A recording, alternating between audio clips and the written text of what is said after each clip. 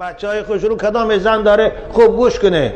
من میدونم بین شما ده هست کسایی که 1 ساله 2 ساله نرفته پیش عروسوش. شبها حضرت در کوچه های مدینه میگشتند، محافظ نداشتند، تلخ نداشتند مثل حاکمای امروز بارین. اونا عادل که بودن، عدالت داشتن، از کسی هراس نداشتن غیر از خدا. امروز که اینها عدالت ندارن، ظالمن، بنابراین به 50 100 تلخ نمیگردن. حضرت دستشان دیرشان بود، کوچه ها شب ساعت 1-2 شب بود میگشت، نزد یک دیوار رفت، از داخل خانه صدای یک خانم بلند شد. حضرت حیران شدن در این دل شب این خانم چی میگفته باشن. در و حضرت میدونن که با اکثر مردها در جبهه بودن برای جهاد، برای خاطر همین پاسبانی میکنه حضرت امیرالمومنین عمر.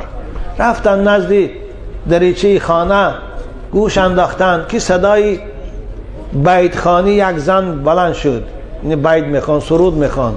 شاید خوشنامه نداشته ایده، ایالی به خوشنامه بودن. مضمون بیت عربی است، تو 4 مصرع فارسیش ترجمه همین است. او خانم میگفت، به خودش گناه کرده که خدایا اگر خوف تو نمی بود، اگر ترس روز قیامت نمی بود، اگر عذاب دهشتناک دوزخ نمی بود، این شب من هم مثل دیگر خانم های شوهردار در این بالای کراوات منم جنبیده می استاد. این یک جرم می‌آوردم، منم راحت و معیشت میکردم. حضرت عمر وقتی که شنیده آب دیدشان جاری شد، رفت، گریهش آمد. رفتن نماز بامداد با گریه خواندن. گفتن عمر چی جبر کردی در این زنهای مسلمان با روان کردن شوهراشان به جبهه و به خط فرانت؟ نماز خواندن، رفتن خانه. رسول خدا حضرت حفصه مادرمان دختر حضرت عمر است، پیش دخترشان رفتن. مثل حاکمای امروزه فرمان ندادن گیره حفصه رو پیش من بیاره، خودشان خیستن رفتن نزد دخترشان. در آمدن سلام کردن، نشستن، گفتن جان من حفصه، گفتن تو همسر هستی، تو مادر هستی، تو زن هستی، تو خانم هستی، تو به من راست گو، تو مادری همین مؤمنه هستی. به من گو که همین زن از جدایی شوهر تا چند وقت طاقت میتواند کردن، آخران این مهلت شگو. حضرت حفصه مادر من گفتن یا امیرالمومنین پدر بزرگوار، 4 ماه زن میتونه خوشه به شوهر نگه داره، این زنهای شوهردار.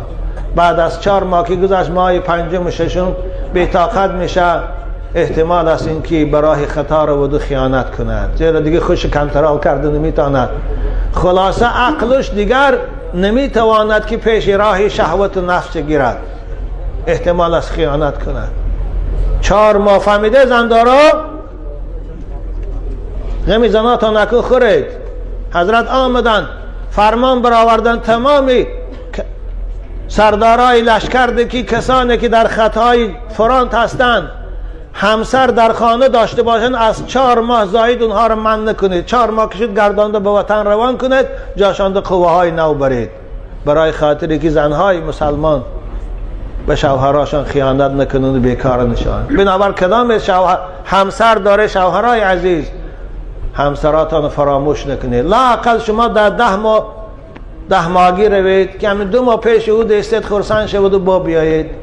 اما 2 سال و 3 سال و 5 سال و یک خیل ناجوان مرد پیش من، یک بچه، یک خانم به پسرچی دویم میخواندگیش خطی رفت. والله قسم حانسی های گفت حضرت ایشان من این بچه مست، من شوهر کردم. گفت 40 روز 45 روز شوهرم قطیم استاد، همون رفتگی الان تا حاضر نامده است، بچهش دویم میخوانه نامده است. من این خیلی ناجوان مردم هستن. حیف جوان مرده که خود در اینجا راحت کنه و همسر در اونجا عذاب روحی کشد. اگر رفتون نمیتونی جوان مردی کردن، نمیتونی همسری کردن، نمیتونی او رو تأمین کردن، مردانه طلاقش کن.